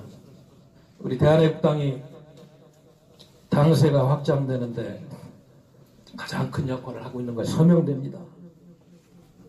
오늘도 아침에 최고위원회에 아까도 말씀하셨습니다만 서명대를 200군데를 가장 활성화시킬 때 우리 당연히 100만 당원도 되고 더 넘어서겠다. 그래서 서명대 운영에 많은 신경을 쓰고 있어요. 그래서 제가 서명대를 담당하는 직원한테 커튼으로 가리더라도 서명대 운영판을 만들어 놓고 매일매일 체크를 해라. 어디가 활성화되고 어디서 하고 안 하고 있는지. 지금 한 120, 30군데 서명대가 유포돼서 등록은 돼 있는데 적극적으로 아주 잘하는 곳 30여 군데 빼놓고는 조금 뜸하게 하는 곳이 많다고 그래서 서명판을 아예 만들어 놓고 커튼으로 가려 놓더라. 우리만 보더라도 매일 점검하고 한번 통화를 해봐라. 이런 지시도 하고 있는데 아마 그렇게 할 겁니다. 그래서 서명대를 통한 우리 당원 배가 운동에 여러분들이 좀 전력을 좀 다해줘야 되겠다. 그것이 굉장히 중요한 우리 당의 과제로 되어 있습니다. 천만인 무죄숙방 운동본부하고 같이 입당 저하고 그다음에 그 박근혜 대통령님 그 석방을 원하는 그 서류를 같이 이렇게 나란히 받고 있는데 아무튼 이것이 저희 당을 이끄는 굉장히 큰 동력이기 때문에 그래서 대표님께서도 지금 이번 주도 내일하고 모레 경남에 지역을 순회하면서 바로 이 작업을 하고 있는 거예요. 필드에서 진지구축을 하는 겁니다. 여기에 좀 많은 신경을 쓰셔야 되겠어요. 그래서 하여튼 서명대를 운영하는 우리 팀원들께서는 그 개인정보 통신보호법 위반이 안 되도록 엄격하게 정보를 관리하고 또 일반 당원에 대한 허위 입당 기재라든지 이런 거를 뭐 할 수 없도록 철저히 문서를 관리해야 되겠다. 받을 때도 해야 되겠다. 그리고 입당 및 서명지는 중앙당에 송부를 해서 중앙당에서 관리를 좀 하는 걸 원칙으로 하고 입당 후에도 지속적인 당원 관리를 통해서 마음이 변하지 않고 당원으로서 역할을 다할 수 있도록 도와줘야 되겠다. 이런 말씀들. 개인정보 사항을 보관하고 있는 것은 개인정보법에 처벌됩니다. 그래서 개인들이 그 입당원서를 카피해가지고 집에 보관하고 그런 거는 만약에 누가 신고해서 적발이 되면 큰 형사처벌을 받습니다. 개인정보보호법이 그렇게 무섭습니다. 과거에 보면 그거를 모르고 어떤 당직자분들이 막 갖고 다니고 이런 건 굉장히 위험한 행위입니다. 그래서 이런 점에서 좀 유명해 주시고 그 복자 서명대를 하실 때 복자는 최대한 예의 바르게 하고 언어도 좀 품격 있는 언어로서 이렇게 좀 많은 분들이 공감을 얻는 그런 서명운동이 되어야 되겠다 이런 말씀드립니다. 최근에는 이제 서명대를 운영하는 분들에게 신분증도 이렇게 발급해가지고 앉아서 받는 것도 있지만 노인회관, 시민회관 등을 찾아가서 하는 찾아가는 서명대 적극적인 공략을 하는 성과가 좋았다. 그래서 국민 홍보를 확대하고 현재 운영되는 서명대를 200% 상승을 목표로 하여튼 200기까지 올해 안에 한번 해보려고 하는데 여러분들 도와주실 거죠? 네. 고맙습니다. 도와주실 겁니다. 뭐 저희들이 서명대를 시작하는 팀에는 아무튼 시도당을 통해 텐트 2개, 테이블 2개, 당기, 태극기, 기대, 기타 여러 가지를 다 지원하고 있고요. 앞으로는 통일된 USB 그 홍보 내용, 또 대표님 연설 내용, 당에서 구호하는 거 이런 거를 지원하면서 통일되게 된 서명대를 깔끔하게 콘텐츠 있게 운영할 수 있도록 협조를 해드릴 겁니다. 그리고 현수막 같은 것도 이슈별로 이렇게 내려보내가지고 중앙당과 지방의 우리 시도당 그리고 서명대가 혼연일체가 돼서 같이 투쟁하는 그런 어떤 체제를 한번 구축해 보도록 하겠습니다. 아무튼 보니까 우리 대한애국당이 지금 이렇게 무럭무럭 성장하고 여러 가지 많은 일들을 계획하고 있습니다. 이번 주 다음 주 여러분 보시다시피 살인적인 일정들을 저희들이 하면서 정말로 여러분들의 그 사랑과 애정으로 저희들이 수행하고 있습니다. 제가 특별히 좀 말씀드리고 싶은 거는 이번 3.1절 집회는 정말로 물론 2월 27일, 28일 미국 회담 결과가 어떤 내용이 나올지 아직은 잘 모릅니다만은 제가 추측기는 70%는 문재인 좌파 정권은 그 결과를 기반으로 과거에 그들이 촛불 들고 박근혜 대통령을 탄핵했듯이 북한하고의 연방제 선언 내지 북한 인사들을 초청해가지고 이상한 행사를 할 가능성도 많이 있습니다. 그래서 이번 3.1절 집회는 버스가 5대 왔던 데는 20대 오고 5배 이상이 확대해가지고 광화문을 우리가 점령해서 못된 행위로서 대한민국을 파괴하고 있는 이 주사파 세력들 길을 반드시 꺾어놔야 됩니다, 여러분. 그렇습니다. 옳고 의로운 일을 행하는 대한애국당에 적은 없습니다. 저희들은 대한민국 역사의 혼을 이 나라를 위해서 목숨을 바쳐 산하에간 영령들이 저희들 옆에 있고 또 바른 마음을 가지고 대한민국을 응원하는 국민들이 저희들 옆에 있습니다. 의석이 한석이라고 위축될 리가 전혀 없습니다. 여러분 지금 대한애국당을 위해서 쏟아지고 있는 국민들의 기대와 그리고 우리가 서울역에서 광화문에서 외치는 목소리들이 이제 서서히 이 썩어빠진 기득권 언론들은 보도를 안 하고 있지만 목소리로 또 유튜브를 통해서 전달되면서 저희 당이 대한민국 보수의 적자로서 굳건하게 자리 잡고 있는 이 현실을 여러분들이 보고 있죠? 네. 맞습니다. 그래서 이 대한애국당의 어떤 본산 같은 이 대구 경북에서 더 불꽃을 활활 붙이고 또 타 시도당의 모범이 되는 그러한 당원 배가운동 이 당세를 확장하는 데 있어서 또 저희들이 많은 재원도 필요합니다. 당비도 좀 많이 내고 이래 해가지고 우리 대한애국당이 무럭무럭 성장해서 아까 대표님 말씀하셨듯이 우리가 의로운 대한민국을 건설하고 우리 후손들을 위해서 부끄럽지 않게 이런 일을 했다는 새로운 역사를 쓰고 여러분들이 하는 일이 앞으로 대한민국 정치사에서 이정표가 될 수 있도록 또 유네스코에 이미 기록화될 수 있는 그런 기록을 세웠잖아요. 110자 태극 집회. 그거보다 더 중요한 것이 이 나라를 구하는 일이에요. 그래서 여러분들이 떳떳하게 손자라든지 아들보다 이런 일을 하고 나중에 내가 나라를 물려준다. 이렇게 할 수 있도록 저희들이 분굴쇄신하고 이순신 장군의 사직생 정신으로 그렇게 갑시다, 여러분!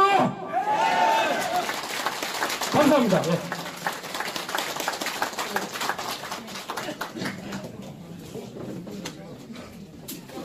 그냥 맞지. 그냥 맞췄어. 그냥 맞췄어. 제가 차례가 대표님 한 말씀 하세요. 마지막으로 조원진 당 대표님의 마무리 말씀 듣겠습니다. 사람이 없어지니까. 사무처장님 제가 없으니까 당황을 하셨어요. 제가 몇 가지 분명한 말씀을 좀 드려야 되겠어요. 저는 공식적으로 자유한국당의 당대표 선거에 당이 우리 대한애국당이 뭐 누구를 지지할 수는 없어요. 우리 정당이니까. 당대표로서 저는 김진태 의원을 지지 선언을 했지 않습니까? 뭐 그것이 다입니다. 두 번째는 황교안은 박근혜 대통령 뜻이 아닙니다. 그것 또한 사실이에요. 그걸 가지고 이런저런 이상한 유튜브들하고 방송 언론들이 그걸 또 돌려가지고 엉뚱한 소리 하는데 박근혜 대통령 말을 그렇게 하시면 안 돼요.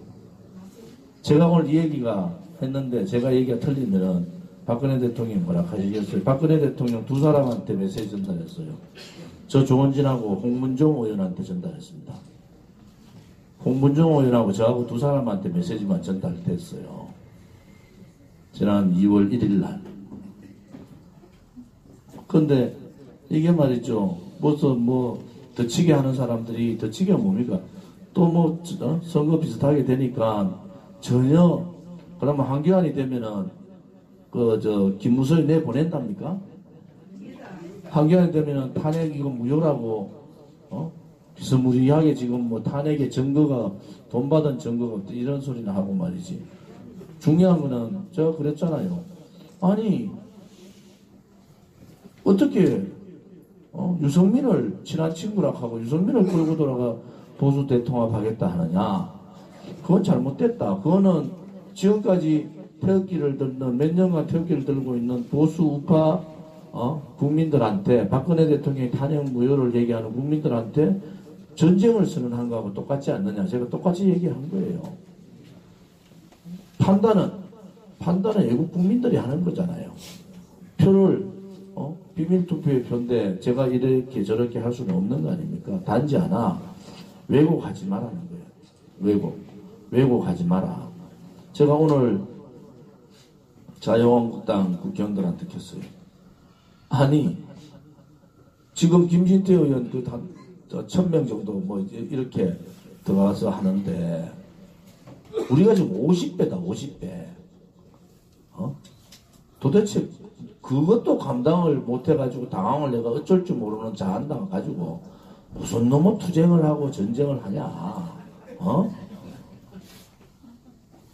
지금 대한애국당의 동지들은 우리 당원은 물론이고 또 우리 당원이 아니고 대한애국당을 지지하는 자유한국당의 유권자 투표권을 가진 사람이 되게 많습니다. 거기에 제가 전달한 것은 당대표가 아니고 개인적으로는 김진태 의원이 가장 우리가 생각하는 쪽에 가깝다 이런 얘기를 드린 거예요. 더 하면은 오늘 뭐 유튜브 많이 오셨는데 2월 27일 날 킨텍스를 우리가 수만 명이 가서 에워 살 수도 있어요. 아직 태극기 이게 부대부대하고 뭐 태극기 폄하하고 과격분자라고 얘기하는데 우리가 무슨 폭력을 했습니까? 뭘 했죠? 우리는 비폭력 투쟁을 하고 있는데 우리가 무슨 과격분자예요? 과격분자를 한번 보여줄까요? 과격하면은 내일이라도 자유한국당 점거 들어가고 한번 해볼까요? 가만히 있는 사람들한테 왜 화를 나게 만드냐고. 당신들이 다 정말 비바람 맞으면서 이 진실 정의 투쟁을 한 사람들을 그렇게 폄하하면은 정말 이분들이 화가 나면은 우리 지도부도 통제가 안 될 상황이 온다는 거야. 아니 지금 내가 돌아가는 상황을 보니까 이게 뭐 태극기를 저건 멋대로 나왔다 들었다 이러면 김진태 의원 거기에 태극기는 우리 저에 50분의 1밖에 안 됩니다. 50분의 1. 그거를 감당을 못 해가지고 어쩔 줄 몰라가지고 모색하는데 그렇게 하시면 안 되는 겁니다. 그러면 한번 까보자 이다. 자유한국당 정말 잘 났으면 한번 다 까보자. 제가 그 얘기 드리는 거예요. 까불지 말라는 거예요. 용기 없이 비겁하게 도망가 있었으면은 앞장서서 싸워준 국민들한테 싸워준 우파 태극기 외국 국민들한테 감사한 마음을 가져야지 어디 그 찢어진 입으로 과격분자라는 표현을 씁니까? 자유한국당의 기대를 접은 지 오래니까 자유한국당에서 대한애국당 혹은 태극기 외국 국민에 대해서 함부로 폄하 안 했으면 좋겠습니다. 더 이상 폄하를 하면은 자유한국당을 우리가 물리적으로 할 수밖에 없다. 여러분들이 아주 목숨 걸고 이 투쟁을 하고 있는 이분들의 분노를 잘 모르는 것 같아요. 거기에 전당대회에서 그럼 전체 다 들어가봐야 3,000명 들어가는데 3분의 1 다 나눠도 1,000명 아닙니까? 아직도 이 지금 대한민국의 이 판이 어떻게 바뀌고 있는지를 잘 모르는 것 같다. 우리 이주천 원장님 딱 그 얘기잖아요. 옛날에 그런 말 있어요. 억울하면 출세해라는 얘기 있잖아요. 억울하면 빨리 100만 당원 만들고 태극기 집회 지금의 5배 5배면 30만이에요. 5배 만들어서 우리가 방송도 만들고 신문도 만들고 우리가 유튜브도 각 유튜브마다 20만 30만씩 다 볼 수 있도록 하는 길밖에 없습니다. 우리가 또 언제까지 저 비겁한 자유한국당 의원들한테 기대를 하고 있겠습니까? 시시때때 저거 목숨만 살라고 임명진한테 붙었다가 홍준표한테 붙었다가 김병준한테 붙었다가 지금은 또 황교안한테까지 붙었다. 박근혜 대통령이 그렇게 아니라고 얘기인데 유영하 변호사가 좀 더 있는 그대로를 얘기해야 되는데 지금 보세요. 언론이란 방송이 전부 털어가지고 얘기하는 거 보세요. 박근혜 대통령님은 24시간을 우리 대한민국과 대한민국 국민만 걱정하는 분이에요. 본인이 그거 하고 싶은 개인적인 거 다 버리고 감옥 가셨어도 옥중투쟁을 통해서 오로지 대한민국만 생각하는 그런 대통령을 글 쓴다는 사람, 그 말하기 좋아하는 사람들이 그렇게 매도하면은 그렇게 자기들이 좋은가요? 그게 역사의 기록으로 다 남을 거예요. 역사의 기록으로 이 암흑의 시대, 공포의 시대, 억압의 시대, 자유민주주의 침탈의 시대, 대한민국 70년 건국 이후에 가장 위험한 체제 전쟁의 시대에 너희들은 뭐 했느냐? 우리 자식들이 우리한테 물을 거예요. 너는 뭐 했나? 아버지는 그때 뭐 했습니까? 이렇게 안 묻겠어요. 할아버지는 그때 도대체 해외 뉴스로 보니까 대한민국이 그때 엄청나게 잘 살았고 세계 10대 강국이야 하는데 우리는 왜 사회주의 사회, 공산주의 사회에서 이렇게 핍박받고 있습니까? 라고 묻는 시대가 온다니까요. 여러분 그게 그냥 상상이 아니에요. 그 시대가 지금 다 와 있다니까요. 그런데도 아직도 누가 잘났니 내가 잘났니 뭐 하고 있으니까 기대를 접읍시다. 기대를 접고 우리가 힘을 키워서 태극기 혁명을 할 수밖에 없다. 태극기 혁명을 할 수밖에 없다. 그 태극기 혁명은 또다시 말씀드리면은 자유민주주의 시장 경제를 확실하게 지키는 혁명. 다시는 대한민국 땅에 종북, 친북, 주사파라는 얘기가 나오지 않도록 저 붉은 생각까지 가진 사람을 뿌리채 뽑아내는 그 혁명. 다시는 배신의 정치가 없는 이 배신자들을 처단하는 그런 혁명. 지금 대부분의 정보기관에서 오늘 여기에 백악관 국무성 국방부 미국 국회 출입하는 출입기자가 왔어요. 여러분 아까 우리 개소시간을 다 듣고 갔다고? 여러분 다 듣고 갔어요? 여러분들이 모르실 거예요. 그런데 뉴스 보면은 나온다고. 우리 오늘 1시간 우리 최고위원들하고 1시간 토론했어요. 아침에. 미국의 지금 정보기관, 정보국장까지 북한 핵폐기 안 한다는 거야. 핵폐기 안 한다고. 그럼 결국은 뭡니까? 핵의 정의를 이제는 여러분들이 떠드셔야 돼요. 뭐라고 떠드세요? 북핵 문제 이거 딱 3마디야. 하나, 북핵 절대 만들지 않는다고 했고 그러면 자기가 책임지다고 했던 사람이 김대중. 그러고 돌아가셨어요. 무슨 말인지 아시죠? 돌아가셨어요. 그 다음에 북한의 핵은 절대로 여러분들 이거 정확하게 아세요. 북한의 핵은 절대로 대한민국의 위협이 아니라고 대한민국을 위협하기 위한 수단이 아니라고 했던 사람이 노무현 대통령이에요. 지금 북한 핵이 대한민국의 위협이 아닙니까?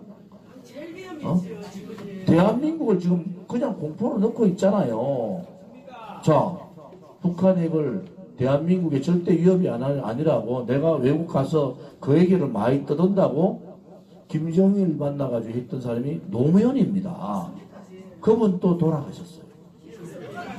그 다음에 지금의 문재인 대통령은 북핵 폐기에 관심이 없어요. 문재인 대통령은 뭐에 관심 있는 줄 아십니까? 북한 핵을 인정하는 거예요. 전 세계 미국까지도 북한 핵을 인정해 놓자. 그러면은 자기들이 생각하는 연방제 북한이 무너지지 말아야 되잖아요. 주사파들의 고향이 평양인데 친북, 종북 세력들이 저쪽이 무너지면 이쪽이 다 무너지잖아요. 그러니까 북핵 좀 더 저희가 얘기가 맞는지 아마 제가 알리 박김이 맞았잖아요. 지금 얘기가 안 맞는지 결국은요 북한 핵 보유국으로 가는 거예요. 트럼프 대통령 그때 저는 그래 봐요.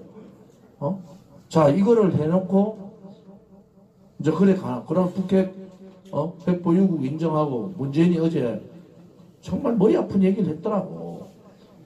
모든 북한의 개발 경협자금 대한민국이 다 됐다고. 문재인한테 언제 그런 권리를 줬습니까? 대한민국 세금을 몇백조 쏟으러 언제 권리를 줬어요? 지금 철도, 도로 등등등 14선은 그 다음에 그 전에 김대중이 약속했던 거, 노무현이 약속했던 거 플러스 알파가 지금 문재인이 약속하고 있는 거예요. 그거 200조 더 들어가는데 200조 더 들어가면 대한민국 전체 예산의 반이에요. 아니 어느 국민이 문재인한테 그런 권리를 줬습니까? 경협을 그래. 박근혜 대통령하고 비교를 한번 해보세요. 여러분이 뭐냐? 박근혜 대통령은 뭡니까? 문재인은 김정은을 국제사회 일원으로 나오라는 거야. 초창기에 그래 했잖아요. 국제사회 일원으로 나오라. 그러면은 대한민국, 일본, 중국, 미국, 유럽 선진국들이 집중적인 당신들 중국형 개방형, 소위 말하는 평양에서 가장 먼 데부터 나진선봉 등등등 이쪽부터 개발을 시켜서 북한 주민들의 생활을 올리는 거예요. 그게 박근혜 정부 때 했던 북한 대북 정책이었어요. 그런데 그렇게 나오라고 하니까 나오진 안 하고 계속 핵실험하고 미사일 실험하니까 이거 도저히 안 되겠다 해가지고 참수부대를 만들어가고 오바마 정부하고 드러내려고. 참수부대 다른 거 아니에요. 드러내는 거예요. 김정은을 드러내면은 뭔가 바뀔 거다 생각 김정은을 드러내려고 하는데 그게 북한의 지령 또 친북주의자들 종북주의자들 통진당 아로 세력들 민노총 정교조 기본에 300개의 진보 좌파 친북 단체들이 뒤집어 버린 겁니다. 이게 탄핵의 핵심이에요. 무슨 말인지 아십니까? 그런데 문재인 정권은 지금 우리가 그렇게 해도 우리가 흐득흐득합니다. 독일이 통일될 때 독일이 엄청난 3대 강국이었어요. 그런데도 통일 때는 더 돈 때문에 독일이 망할 뻔했던 거 아닙니까? 그런데 우리가 경협자금을 다 대준다? 대한민국 국민들한테 국민투표를 해야 되잖아요. 지가 뭔데 경협자금을 자기가 다 된다 그래요? 그러면은 1인당 대한민국 5천만이 200조 300조의 경협자금을 대면은 1인당 동이 얼마 더 가고 여러분의 세금이 얼마 더 가고 여러분의 복지정책 이게 깎이고 안 됩니다. 전기값도 올려야 되고 여러분들 도로비도 더 내야 되고 등등등 세금을 많이 걷어야 되잖아요. 이런 사기를 치고 있는 거예요 지금. 이거는요 월권입니다. 월권. 대한민국 대통령이 경협자금을 다 낸다는 어제의 발언은 이거말로 탄핵 사유예요. 어느 대한민국 국민이 북한에 도로 닦고 전기 내주고 철도 만드는데 대한민국 세금으로 다 하라 그랬어요? 그렇게 동의하는 국민이 있습니까? 그러면 지금이라도 핵 폐기를 하면 몰라요. 핵 폐기 안 하잖아요. 핵 폐기 안 하고 그냥 핵은 핵대로 핵 보유국 인정하고 우리는 다 열어 제끼 가지고 우리 세금으로 북한 주민을 먹여 살리는 것도 아닙니다. 저 가장 악독한 인권 탄압 국가 전 세계에서 하나밖에 많지 않은 김씨 왕조국가 공공국가를 대한민국 국민이 세금으로 먹여 살리는 거예요. 이런 거를 누가 어떻게 문재인이 마음대로 결정할 수 있습니까? 트럼프 대통령 속인 거지. 트럼프 대통령 속인 거잖아요. 그것만 해주면은 내가 경협자금은 대한민국이 다 되겠습니다. 무슨 똥따지 같은 얘기를 하고 있습니까? 이 순간에 자유한국당 경선이 문제예요. 당장에 국회 문 닫고 튀어나와가지고 무슨 그런 거짓말 하냐고 싸워야 되잖아요. 맞습니다. 여러분 지금요, 경영자금을 다 된다 하면은 경영자금이 얼마인지 아십니까? 제가 무죄된 게 뭔지 아세요? 무혐의 된 게 200조 북핵 프로그램 하나 없이 200조 퍼주는 거, 그게 허위사실로 저를 고발한 거예요. 좌파들이 저를 명예훼손으로 그게 한 게 아니에요. 그 허위사실의 무혐의라는 겁니다. 그러면은 현실적으로 포천지에서 2100조 더 간다고 발표했잖아요. 2100조. 그러니까 김정은은 우리 철도에 일반 철도가 아니에요. KTX에 관심이 있다는 거야. KTX에. 아니 도대체가 내일 신문 한번 보려고 그래요. 도대체 문재인한테 어느 국민이 경영자금을 다 대주는 그걸 어느 국민이 문재인한테 그런 권리를 줬습니까?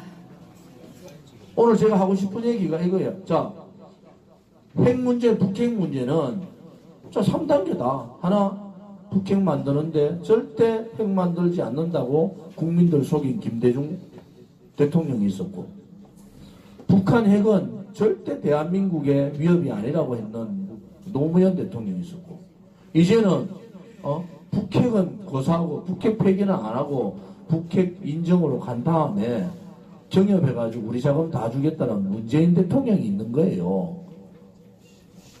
그때는 대통령이 가르쳐줘야 되겠어. 기가 막힌 노릇입니다. 여러분, 이게요, 여러분들이 그냥 북핵 얘기하면 이 세 가지를 그대로 얘기하시면 좌파들이 이렇게 갔다. 결국은 문재인이 난리 났네. 문재인이 난리 난 거예요. 북핵 보유 인정 가버리면 그 다음 어떡하냐고. 그 다음에 우리는 박근혜 대통령이 머리에 회 걸리고는 살 수 없다 하는 상황으로, 우리야 솔직히 말씀드려서 사람 잘못 뽑아가지고 북한 도와주고 핵 만드는데 우리야 책임이 있잖아요. 근데 그때 태어나지도 않은 우리 아들들이나 손자들이나 무슨 책임이 있습니까? 우리 세대의 북핵이라는 그 공포를 우리 자손들한테 물려줘야 된다는, 이게 서글프다는 겁니다, 저는. 그래서 방법은 뭐가 있겠어요? 문재인을 끌어내는 수밖에 없다니까요. 끌어내는 수밖에. 그거 말고 이러한 폭주 열차를 어떻게 멈출 수가 있습니까? 폭주 열차를 멈출 수가 없는 거예요. 미국도 우리 나름대로는 판단을 잘 해야 된다고요. 판단을. 그래서 우리가 힘들지만은 이렇게 교육을 하고, 지금 전국에 이제 영남권 교육은 오늘로 다 끝납니다. 다음에 이제 충청권 교육, 수도권 교육을 이래 하는데, 여러분들이 마음에 더 다지고, 내가 한 사람 집회에 더 들고 가고, 내가 서명 하나 더 받고, 내가 좀 일찍 일어나서 서명대, 내라도 좀 처리놓고 한번 해보자 하면은 여러분하고 똑같은 생각을 가진 동지들이 있고, 오늘 여기 보시잖아요. 이거 쫙 보면 100만 부입니다. 100만.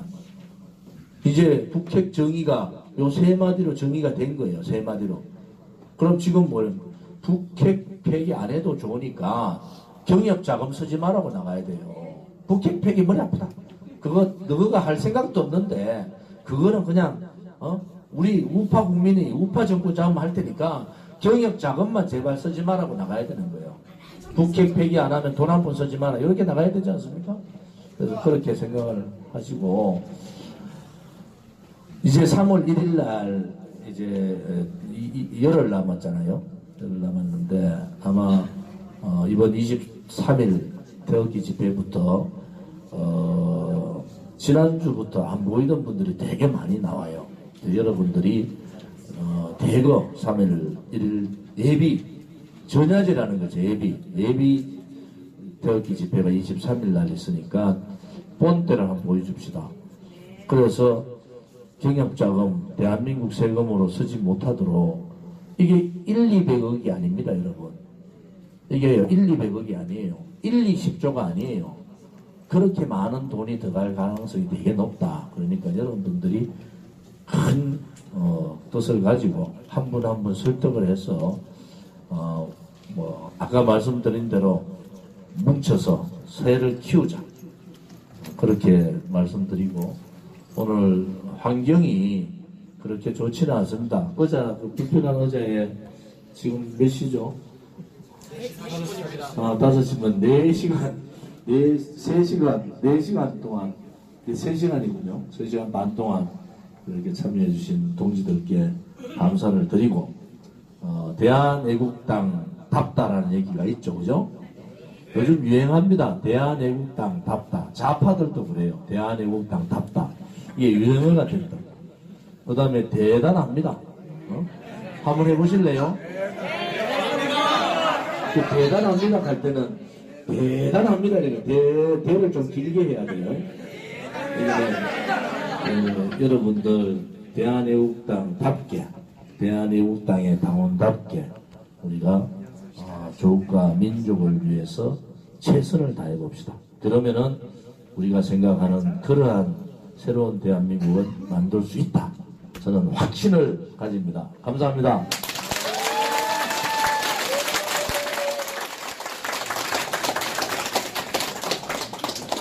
다시 한번 큰 박수 부탁드리겠습니다.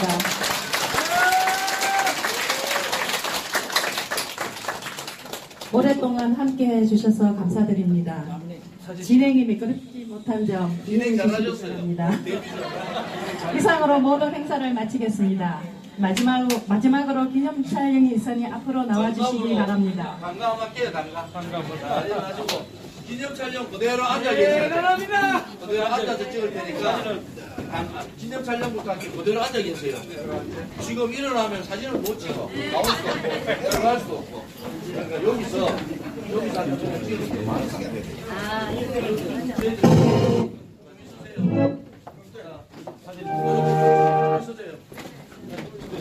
이렇게 쓰면 됩니다. 자, 잘라가지고 2개로 찍 거지.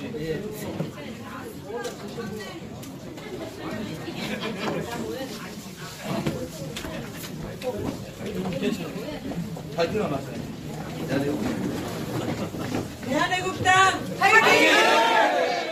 움직이지 말고 계셔야 됩니다.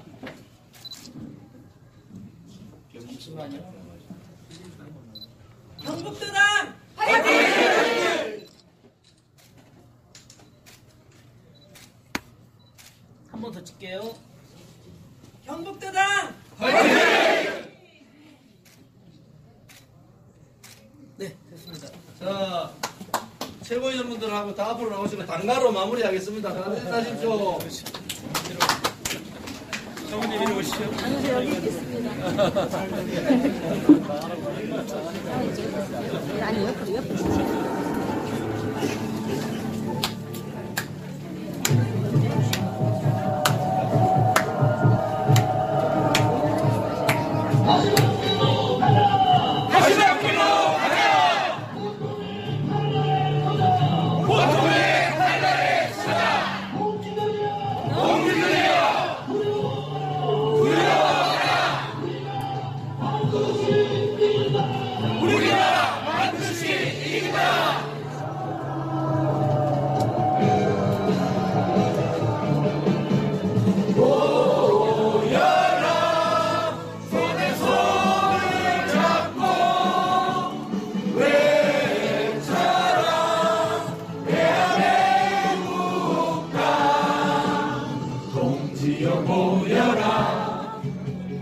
희망찬 대한애국당 승리의 함성을 함께 외쳐라.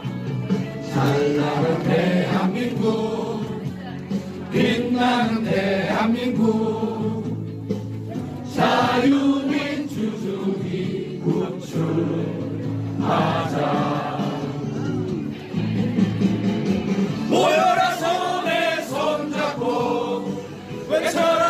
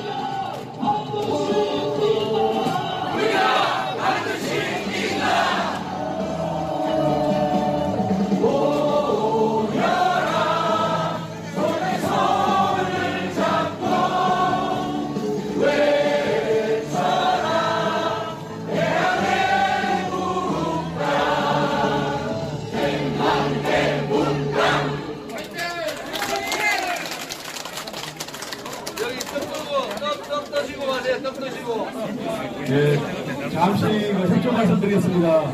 오늘 그 경북 도당 개소식에서 저희 행사 다 마치고요. 간단하게 지금 좀 준비된 게 있습니다.